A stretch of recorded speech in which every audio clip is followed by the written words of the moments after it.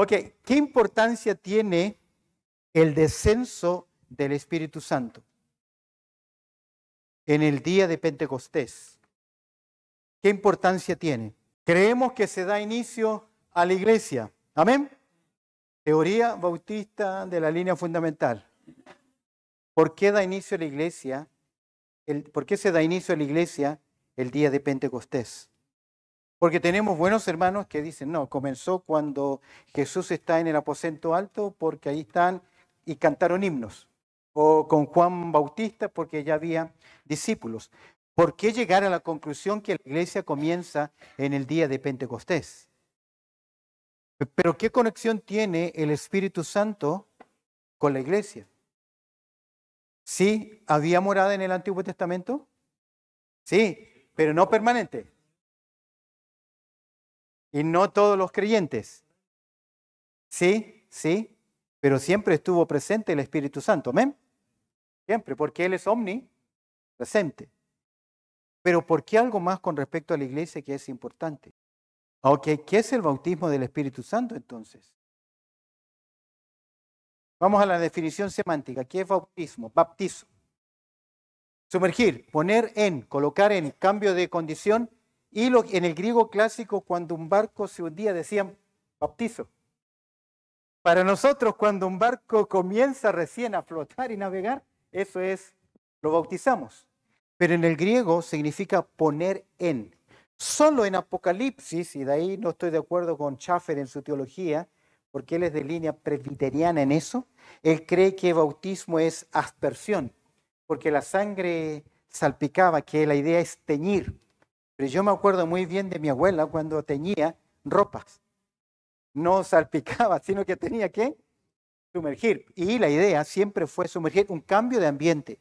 Y en 1 Corintios capítulo 12, verso 13, dice que por un solo espíritu fuimos todos bautizados, ¿en dónde? En un cuerpo. Y eso no podía ocurrir hasta que el Señor Jesucristo ascendiese, porque Él fue claro en decirnos, si yo no me fuese, el Consolador no vendría. Y el Consolador vino en el día de Pentecostés. Por lo tanto, creemos que desde Pentecostés en adelante surge la iglesia. Ahora, ¿ese es el bautismo del Espíritu Santo?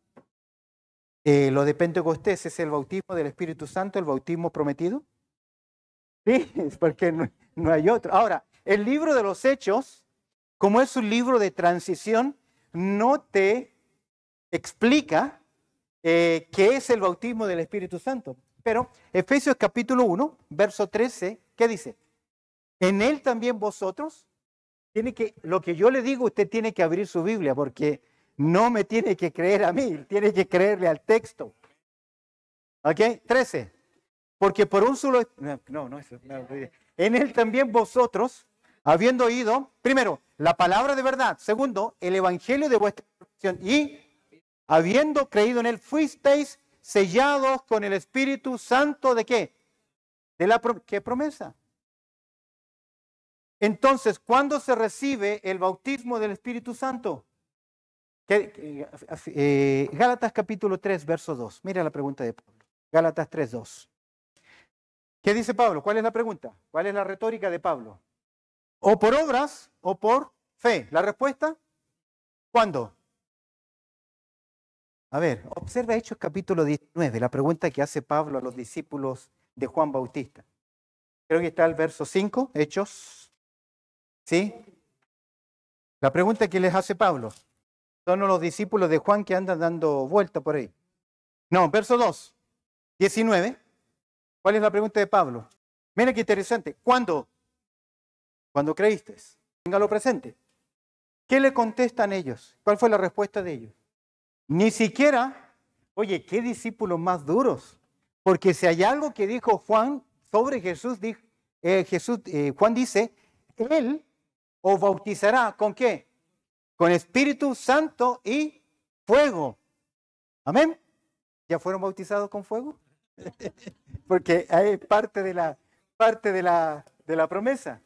La respuesta de ellos, no lo vamos a mirar ahora, la respuesta fue, ni siquiera hemos oído. Entonces, es bíblico, conclusión que se recibe el bautismo del Espíritu Santo cuando cree. Y en Romanos 9:8, si alguno no tiene el Espíritu de Cristo, no es de Dios. Por lo tanto, la conclusión, si yo le voy a decir, perdone, hermano Mauricio, voy a orar por usted para que reciba el Espíritu Santo. ¿Estamos de acuerdo? ¿Qué le estoy diciendo? Amén. Oye, ok. No confundir el bautismo con los frutos. Ahí está la diferencia. Oye, ¿qué le estoy diciendo? Que es inconverso. ¿Estamos de acuerdo? Porque el que no tiene el Espíritu de Cristo. Ok, en Hechos capítulo 8 se predica el Evangelio y va Felipe a los samaritanos. Y dice que se creyeron a Cristo, se convirtieron, pero tuvieron que venir Pablo y Juan, Pedro y Juan, ¿para qué? Recibiesen el Espíritu Santo. ¿Eran salvos o no? El Evangelio, Lucas dice que creyeron al Evangelio. Y tiene que venir Pedro y Juan para que reciban el Espíritu Santo. ¿Eran salvos? Pero no hemos leído que si no tienes el Espíritu se tiene. ¿Qué pasa ahí? ¿Medio salvo, cuasi salvo, a punto de ser salvos? Ok, ¿cómo se recibe el Espíritu Santo en el libro de los Hechos? En Hechos capítulo 2, estando juntitos en Jerusalén. En Hechos capítulo 8, por imposición de manos. En el capítulo 10, tienen que predicarles el Evangelio. Y en el capítulo 19, tienen que creer. ¿Cómo se recibe el Espíritu Santo? El libro de los Hechos no te da esa respuesta. ¿Por qué razón? Y esto es importante en la hermenéutica. Porque el libro de los Hechos es un libro de transición. ¿Qué significa? Que hay cambios y que la explicación final, y el libro de los Hechos no es un libro nominativo, sino que es un libro descriptivo, es un libro histórico, nos está diciendo lo que ocurre. Así que los que creen en la segunda obra de gracia o la doble unción es una mala interpretación. Usted sabe que el movimiento de santidad, 1800, creían en la segunda obra de gracia. Hay un libro, un escritor fantástico, A.W. Tozer, Simmons, me encanta, pero, de las líneas de los puritanos. Pero ellos creían que para servir a Dios tenían que ser capacitados de forma especial. Le llamaron ellos la segunda obra de gracia y su base está ahí. Pero mis queridos, ahí es un libro de transición. Ahora, cuando el fenómeno llega a nuestros países, y acá llegó la Alianza Cristiana Misionera, que es la que cree en una segunda obra de gracia, se encontró en el movimiento pentecostal la clave. El creyente debe recibir el bautismo del Espíritu Santo. Y como los teólogos siempre se pelean, comenzaron a jugar con la preposición ekeinos, en, con y por, ¿sí? Entonces jugaron, una cosa es en, otra cosa es con y otra cosa es por. El bautismo del Espíritu Santo es la obra de Cristo, a través del Espíritu Santo, que nos coloca en el cuerpo de Cristo. Y eso comenzó ¿cuándo? En el día de Pentecostés. Ahora, el que murió al lado de Jesús, ¿para dónde lo mandamos? Sí. ¿Pero lo metemos con la iglesia, con los santos del Antiguo Testamento, o lo ponemos en la iglesia? El Señor sabrá. Pero la revelación progresiva, que esto es importante, cuando Pedro declara, Hechos capítulo 4, verso 12, en ningún otro hay salvación, los apóstoles corren a anunciarle a los judíos que ahora tienen que creer, ¿en quién? En Cristo. Sin esa declaración, Lidia, Hechos capítulo 16, era una mujer devota, de devoción a Dios. ¿Ok? Si Pedro no hubiese hecho esa declaración, Lidia sería ¿qué? Porque pertenece a la fe antiguo testamentaria, porque siempre es por fe, siempre es por gracia. La única diferencia es que desde la muerte de Cristo en adelante, tienes que confesar con tu boca que Jesús es el Señor. Creer en Cristo Jesús, en su obra consumada. Es por eso que Dios dice que Dios abrió su corazón para que ella creyese y respondiese. A veces nosotros decimos, abre tu corazón, que no está mal, que es un llamado que hacemos, pero en esencia, el que abre el corazón, ¿quién es? Es Dios, y no nosotros y mi insistencia en el llamado. Por lo tanto, el descenso del Espíritu Santo marca el inicio de la iglesia. Cuando la iglesia sea raptada y arrebatada, ¿Se va el Espíritu Santo con ella? Se va con ella. Había un coro que decía, me voy con él, me voy con él. Yo no me quedo, me voy con él. Ok, yo creo que se va un aspecto del ministerio actual del Espíritu Santo. Pero es imposible que sea el Espíritu Santo, ya que en el Salmo 139, ¿qué dice el salmista? ¿A dónde me iré? ¿De qué? De tu espíritu. Y desde el comienzo el Espíritu Santo ha estado contendiendo con el corazón de los hombres. Génesis capítulo 5. No contenderá para siempre mi espíritu con el hombre. Siempre ha estado presente. Aunque en el Nuevo Testamento y bajo el Nuevo Pacto hay una revelación especial de convencer, de dar vida, Él convencerá. Por eso Jesucristo es tan claro, dice, os conviene que yo me vaya. Si el Consolador, les conviene que yo me vaya, porque si no el Consolador no vendría. Y Él convencerá. ¿A quién? Al pecador. Ahora, el problema es que el término convencer, fuerte, que significa dejar sin argumentos. O sea, si convence a todo el mundo tiene que llegar a qué? A ser salvo, porque Él convencerá ¿qué? Al mundo de pecado, de justicia, de juicio. Tiene que hacer usted un estudio de la palabra mundo y llegar a una conclusión. Porque el término mundo es un rango semántico, incluye hasta cosméticos. Y no puede decir que convence a los cosméticos o sistemas. Entonces, sí creemos que en esa obra del Espíritu Santo que va a la par con la predicación del Evangelio. Porque Apocalipsis dice, el Espíritu y la Iglesia dicen que es un llamado colectivo. No puede haber salvación si no hay predicación del Evangelio. Porque la fe viene por Él. ¿Y cómo van a confesar si no hay quien les predique? Independientemente su postura de elección condicional o incondicional, la predicación del Evangelio en esta dispensación es vital para que el hombre sea salvo. Porque el Espíritu Santo no anda volando sin el ministerio ¿de qué? De la palabra, porque es la palabra de Dios la que convierte el alma. Amén. Amén. Entonces la iglesia comenzó en Pentecostés y se extiende hasta el traslado de la iglesia. Ahora, bueno, Pablo en 2 Tesalonicenses dice que hay quien al presente lo detiene hasta que sea quitado. Yo creo que es la obra del Espíritu Santo a través del ministerio de la iglesia, pero el mundo jamás va a quedar sin testimonio. ¿Recuerdas que le citábamos Mateo capítulo 24, verso 15? Y será predicado el evangelio del reino hasta lo último y entonces vendrá el fin. En el tiempo de la tribulación van a haber 3 mensajeros, 3 predicadores. Primero son los 2 testigos de Apocalipsis capítulo 11. Están los del 7 y el 14, que son los 144,000, y luego hay un ángel que pregona el evangelio eterno alrededor. Y ese pregón dice que se deben convertir porque viene el rey de los cielos y viene el rey. Yo creo que el evangelio del reino es nuestro evangelio, plus o más que el rey ya viene y viene ¿qué? A reinar. Y eso va a producir salvación en esta tierra. Pero esos salvos no son parte de la iglesia. ¿Por qué razón?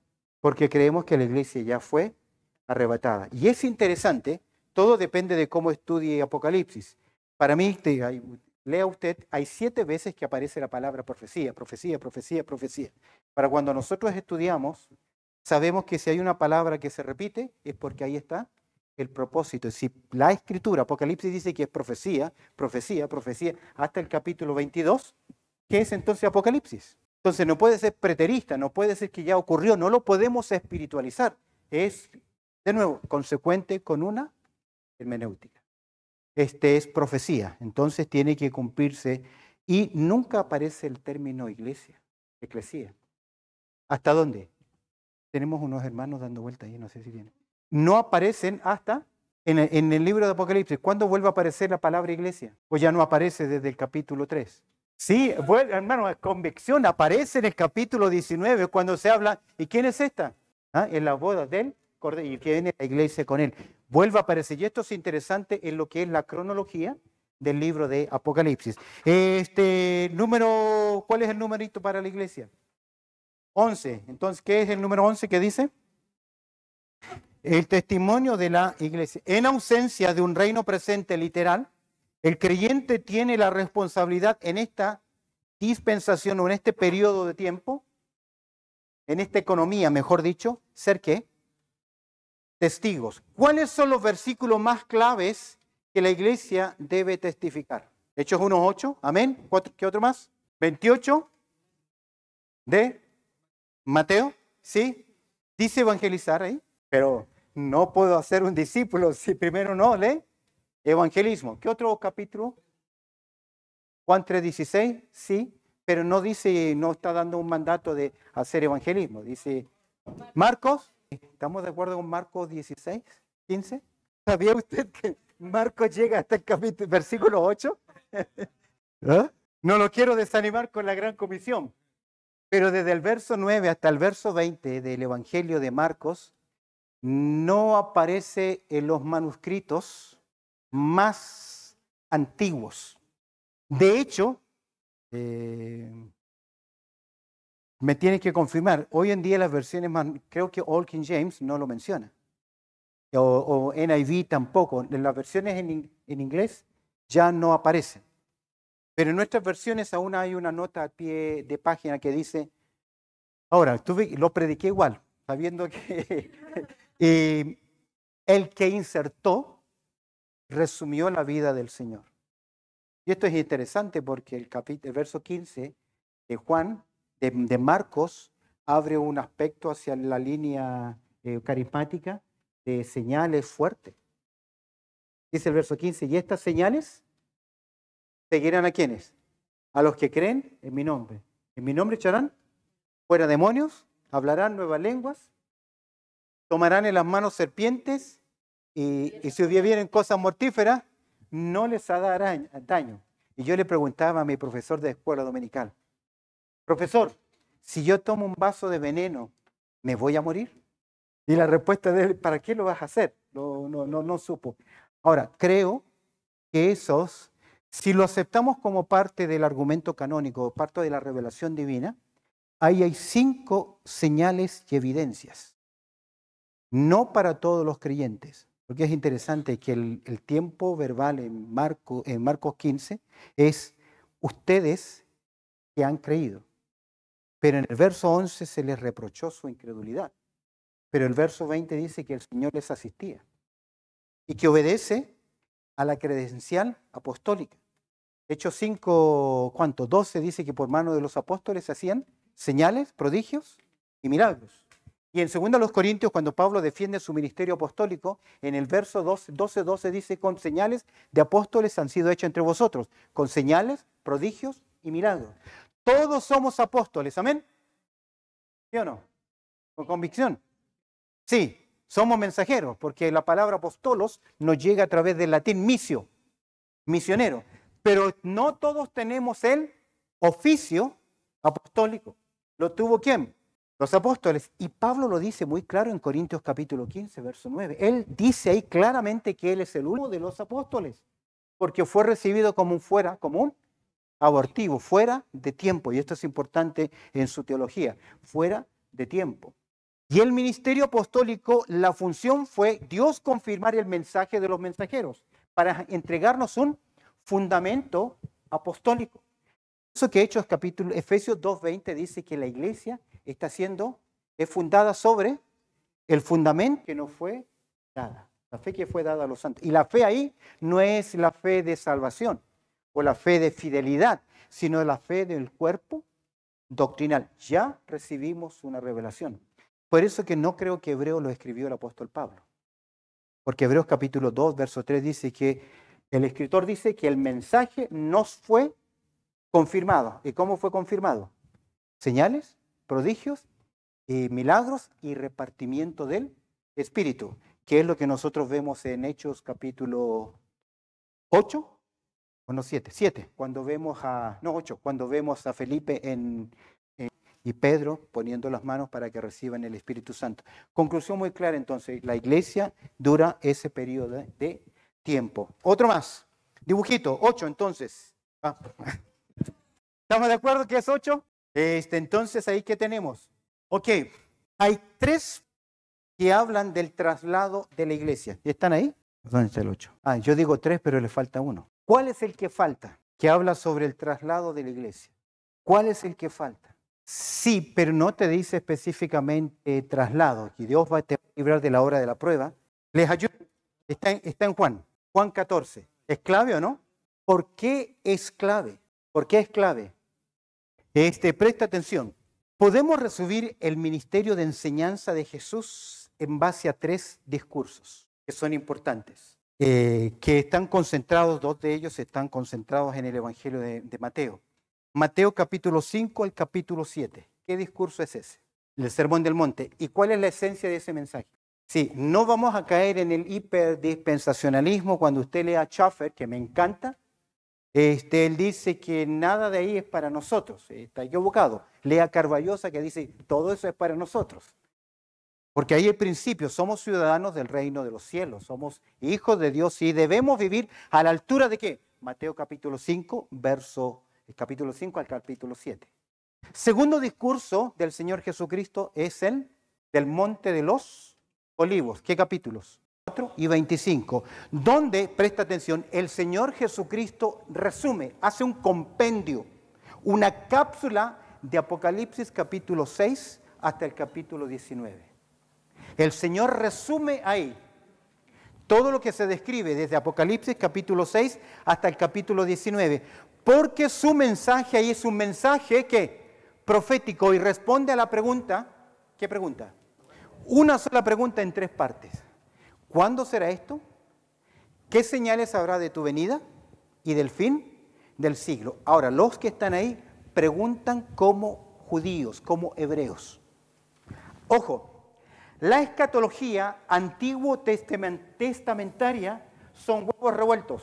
¿Qué significa eso? ¿Cómo puedo separar un huevo revuelto? No se puede. Para ellos, todo es un solo evento, que tiene que ver con juicio, restauración, retribución y reino. No necesariamente en ese orden. Ya estudiaron Isaías, ¿sí?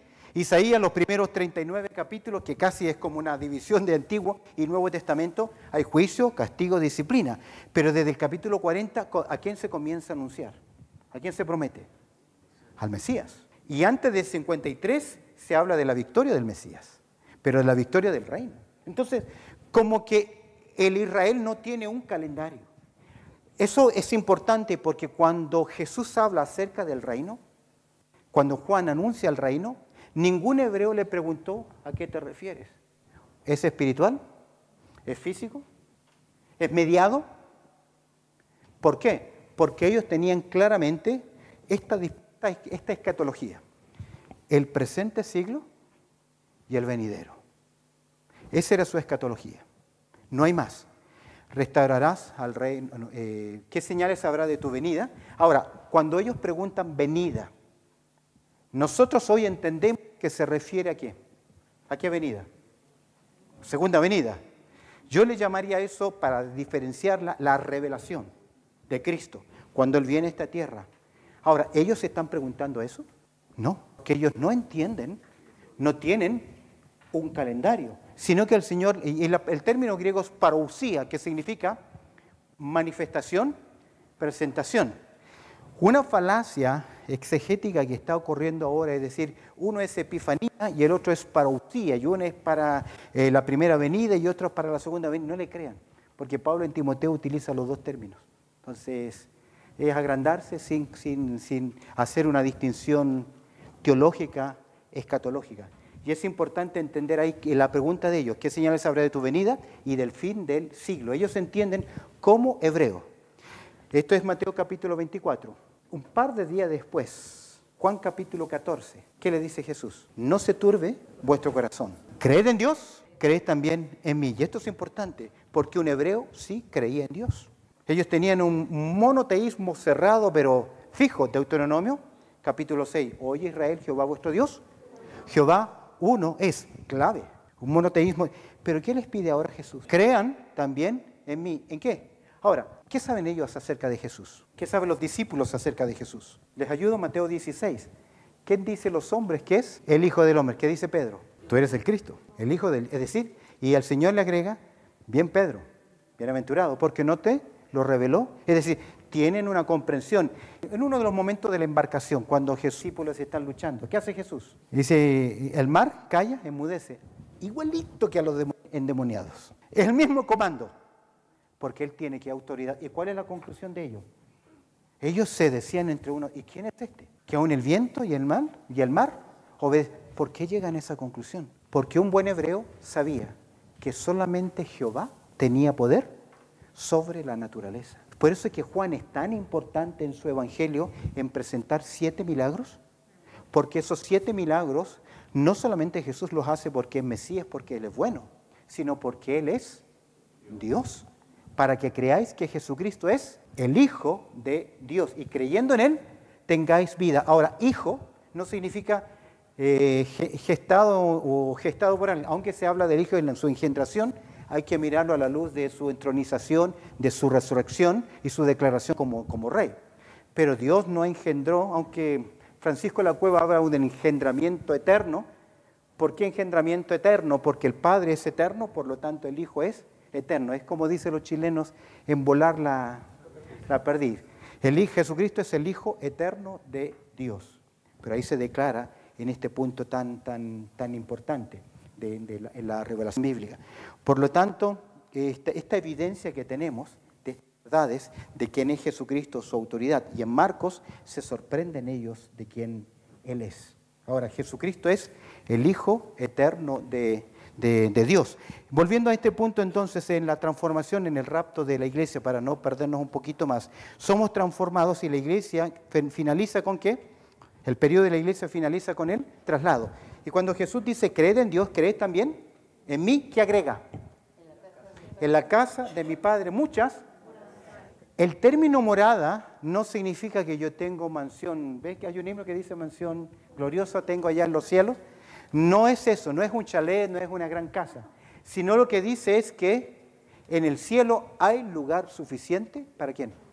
Para todos. Y si me fuere, yo os prepararé el lugar, vendré otra vez. Y os tomaré a mí mismo para que donde yo estoy, también esté. Y esto es algo interesante, porque ya no es Mateo 24, la misma explicación. Aquí hay un misterio que 1 Corintios capítulo 15 lo enseña. Los judíos creían en la resurrección. Pero Pablo en Corintios 15, cuando habla de un misterio, ¿a qué se refiere? Que no todos dormiremos, pero sí todos seremos transformados. Y ya en 1 Tesalonicenses capítulo 4 describe aquel momento en que los creyentes son. Ahora, cuando dice que nos reuniremos con el Señor en el aire, la fuerza de la gramática no necesariamente hace necesario salir al encuentro. Porque salir al encuentro es solamente abrirle la puerta y luego ¿qué? Volvamos, porque tienes una complicación en ese contexto. ¿Dónde pones el bema, el tribunal de Cristo? ¿Dónde pones las bodas del Cordero? Porque claramente Apocalipsis capítulo 19 se habla de las fiestas, de las bodas del Cordero. Y eso es ignorar algo acá, presta atención. Que los hebreos en su sistema matrimonial constaba de 3 etapas. Que nosotros no tenemos. En Australia el pastor hace de juez civil a la vez, porque tenemos derecho a hacer documentos en el registro civil y hacer todo de una vez. Aquí no, aquí usted tiene que ir al registro civil y luego hace la boda o la ceremonia. En la cultura hebrea, los matrimonios eran arreglados. ¿Cómo funcionaban? Por la gracia y la misericordia de Dios, porque ellos eran preparados para saber cuáles eran sus roles. Existía el compromiso, que era el contrato principalmente entre los padres. Luego legalmente estaban casados, que era el desposorio. No vivían juntos, no vivían maritalmente y por lo general duraba 1 año. Y en esa etapa de desposorio, él tenía que preparar el lugar donde iba a vivir con su esposa. Y por lo general era ¿en dónde? En la casa de su padre. Tenía que preparar, como dice el cantar, puso sobre mí una, ¿cómo dice? Que puso una bandera y dijo sobre ese, Cantar de los Cantares, no me acuerdo ahora, pero es donde preparar el tálamo, la habitación, donde iba a vivir con ella. Ya hay un contrato, ya hay un desposorio, legalmente están casados, pero no conviven maritalmente, que es la etapa en la cual se encontró María. Pero no vivían, ¿por qué? Porque él tenía que preparar su lugar. ¿Y ella qué debía hacer? Preparar su vestido, para cuando Sí, su atavío, para cuando el esposo viniese a buscar. Es por eso que Pablo dice, os he desposado, cuando habla a los hermanos de Corinto, para que sean fieles y no estén apartándose en caída, etc. Los he desposado, y eso es Cristo Jesús. Y luego viene la presentación, cuando el esposo viene a buscarla y se la lleva. ¿Se la lleva a dónde? A la casa del Padre. Y ahí hay una celebración privada entre el esposo, la esposa y los padres. Y ya conviven juntos y si había buen dinero, hacían una celebración donde ya invitaban a los demás.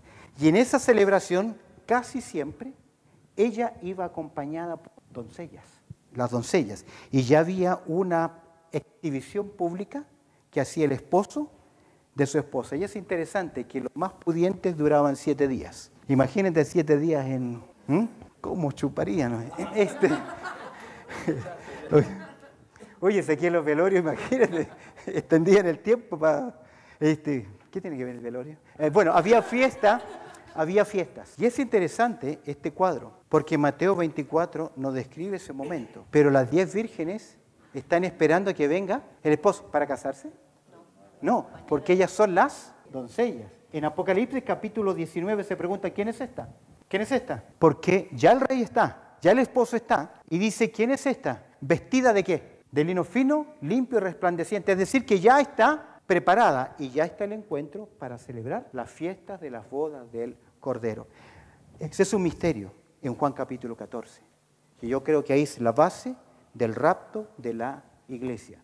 Y tiene que ver con un aspecto cultural. Ahora, la pregunta es, si los discípulos entendieron eso, entendieron ese mensaje, ¿qué piensa usted?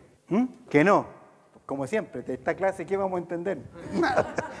¿Por qué llegamos a esa conclusión? Porque en Hechos capítulo 1, a pesar de que Jesús estuvo 40 días explicándoles acerca del reino, que verso 5, verso 6, ¿qué le preguntan ellos? ¿Restaurará el reino de quién? Pero el Señor les ha dicho, voy pues a preparar, y si donde yo estoy, vosotros también estéis, la casa del Padre, que es la nueva Jerusalén, la Sion celestial. Pero en Hechos capítulo 1, verso 6, y mira capítulo 3, verso 21 de Hechos, alguien que lo pueda leer, Hechos 3, 21. Aquí en desierto es necesario que el cielo reciba hasta los tiempos de la restauración de todas las cosas, de que habló Dios por boca de sus santos profetas que han sido desde tiempo antiguo. Él está llamando a la nación de Israel al arrepentimiento y está tomando la escatología antigua testamentaria.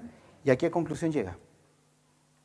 Que el Señor está en los cielos, pero si Israel se arrepiente, viene el Mesías inmediatamente. ¿Qué le está faltando a él? ¿Qué no ha entendido hasta ese momento? Voy pues a preparar lugar y os tomaré y los llevaré donde yo estoy. Le está faltando eso. ¿Por qué razón? Porque ellos lo ven de acuerdo a una escatología antiguo testamentaria. Ahora, ¿por qué cree usted que los discípulos vendían sus propiedades y las entregaban? Que se le llama el gran fracaso económico de la iglesia del primer siglo. ¿Por qué hicieron eso? Porque ellos saben que cuando el rey Mesías esté en esta tierra, la tierra será llena del conocimiento de Jehová. Y que los frutos van a ser un racimo de uva será cargado por 2 hombres. Y que todo instrumento de guerra va a ser utilizado para labrar la tierra. Que el campo reverdecerá, que habrá productividad, que el león jugará en la cueva, que el niño jugará en la cueva del león. Y se paseará junto el león y el cordero. Es un cambio, ¿qué? Ecológico. Ahora, el problema es que si yo lo espiritualizo o lo interpreto en forma literal. Si yo lo espiritualizo, estamos fritos. Pero ellos responden de acuerdo a esa verdad. Es por eso que Pablo en su revelación, él dice en capítulo 15, verso 51, os declaro un misterio. ¿Y qué significa la palabra misterio en el Nuevo Testamento? Porque hay por lo menos 11 misterios que aparecen en el Nuevo Testamento. ¿Qué significa la palabra misterio? Una verdad que estaba oculta y que ahora está siendo dada a conocer. ¿Y cuál es el misterio en Corintios capítulo 15? ¿La resurrección? No, porque Job pregunta, si el hombre muriese, volverá a vivir, y yo sé que mi Redentor vive. Ya Job creía en la resurrección. ¿Qué dice Daniel? Capítulo 12. Algunos resucitarán para vida y otros para condenación eterna. Ya los hebreos creían en la resurrección. De hecho, ellos pedían, por favor, ser enterrados lo más cerca de Jerusalén. ¿Por qué? Porque de Jerusalén saldrá la ley. Entonces ellos creen. Lo que Pablo dice en Corintios capítulo 15 es, no, pero sí todos seremos transformados en un abrir y cerrar de ojo, porque se tocará la trompeta. A la final trompeta, Apocalipsis capítulo 4, 11, final trompeta.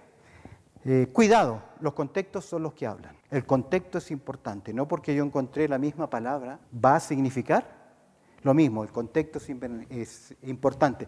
Nuevamente la hermenéutica. Pero Pablo dice que seremos transformados. ¿Y qué agrega Pablo en Corintios, en 1 Tesalonicenses 4:13? Hermanos, dice el verso 13, no quiero, hermanos, que ignoréis acerca de los que duermen, para que no os entristezcáis como los otros que no tienen esperanza. Pues si creemos, o mejor dicho, ya que hemos creído que Jesús murió y resucitó, así también traerá Dios con Jesús, ¿a quiénes? A los que durmieron en Él. ¿Quiénes son los que durmieron en Él? Los creyentes. ¿David también es creyente? ¿Abraham también es creyente? ¿Los santos del Antiguo Testamento también son creyentes? Sí, pero no durmieron en Él, que es una gran verdad del Nuevo Testamento. Los que están en Cristo y los que están en Él. Nunca, nunca, nunca se dice en el Antiguo Testamento que los santos estaban en el Mesías y el Mesías estaba en ellos. Es un misterio ¿de qué? En el Nuevo Testamento, Efesios capítulo 5, cuando dice, os declaro un misterio acerca de la unión de el esposo y la esposa, Cristo y la iglesia. De hecho, Efesios capítulo 3, ¿qué dice Pablo en Efesios capítulo 3? Este es un texto importante para armar nuestro esquema escatológico. Efesios capítulo 3. Verso 1, por esta causa, yo Pablo, prisionero de Cristo Jesús por vosotros los gentiles, si es que habéis oído ¿de qué? De la administración de la economía, de la gracia de Dios que me fue dada para con vosotros. Cuando tú lees Efesios, cada vez que Pablo utiliza el vosotros, se refiere a creyentes gentiles. ¿Lo tiene? ¿Por qué? A pesar de que Efesios es una carta circular, es evidente el conflicto que hay entre judíos y gentiles. ¿Por qué digo esto? Voy a retroceder un poquito. El capítulo 2, mira, verso 11. ¿Cómo comienza Pablo? Por tanto, acordaos de que en otro tiempo, ¿quiénes? Vosotros, los gentiles. ¿Notas cómo utiliza Pablo el vosotros? Refiriéndose a creyentes, pero creyentes ¿qué? Gentiles. Dice, gentiles en cuanto a la carne, erais llamados, no le hagan caso a eso, eran llamados incircuncisos por la llamada circuncisión hecha con mano en la carne. Observa el verso 12. En aquel tiempo, primero, márcalo en tu Biblia porque esto es importante. Estabais, en primer lugar, sin Cristo. Segundo, alejado de la ciudadanía de Israel. Tercero, ajenos a los pactos de la promesa. ¿Qué más? Sin esperanza. Y por último, sin Dios en el mundo. Pero, verso 13, ahora en Cristo Jesús, vosotros que en otro tiempo estabais lejos, habéis sido hechos cercanos por la sangre de Cristo. Fuimos insertados ¿en dónde? En el gran olivo del programa de Dios. Observa ahora el capítulo 3.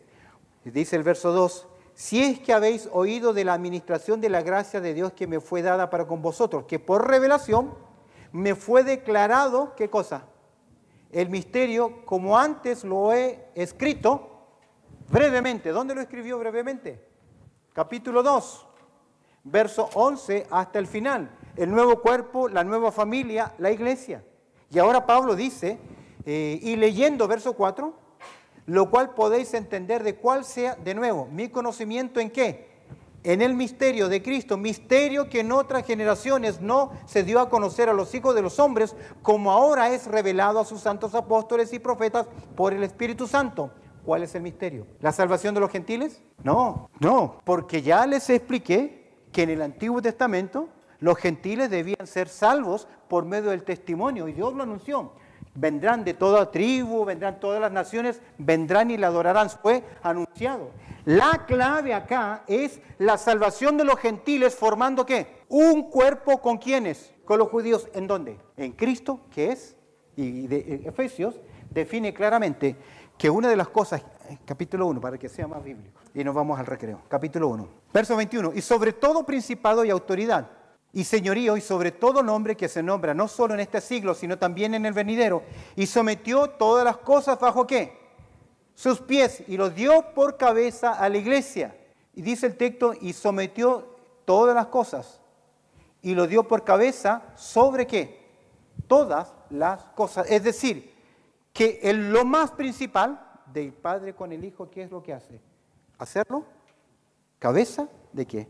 De la iglesia. La diferencia entre Efesios y Colosenses es que con los Efesios enfatiza más el cuerpo, que es la iglesia.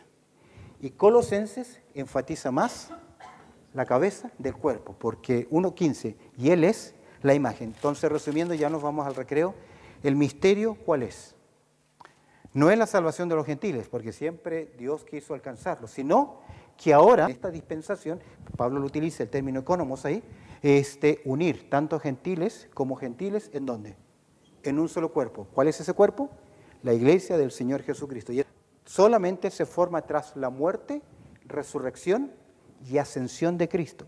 ¿Por qué? Porque si yo no me fuese, el Consolador no vendría. Y la función del Espíritu Santo es colocarnos en el cuerpo de Cristo. Por lo tanto, ¿cuándo comienza la iglesia? Pentecostés.